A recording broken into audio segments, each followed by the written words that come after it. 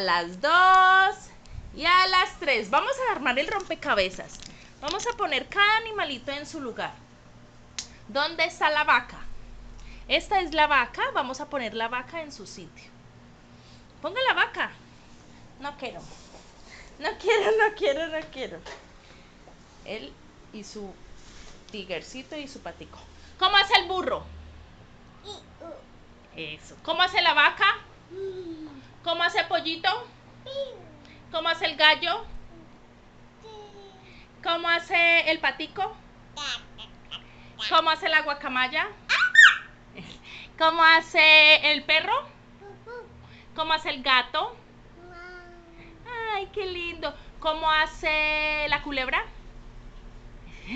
¿Y el bimbo? ¡Ay, qué lindo! Y la última vez, ¿cómo hace el burro? ¡Ay, qué belleza! ¡Bravo! Sí, ¿y dónde está la cabeza? ¿Dónde se echa el champú? ¿Y el cuello? ¿Y los ojitos? ¿Y la nariz? ¿Y la lengua? ¿Y los dientes? ¿Y las orejas?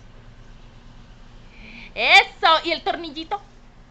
¡Ay, el tornillito! ¿Y dónde están las chocolatinas? ¿Las chocolatinas?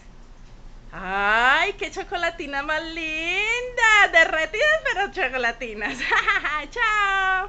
Diga chao.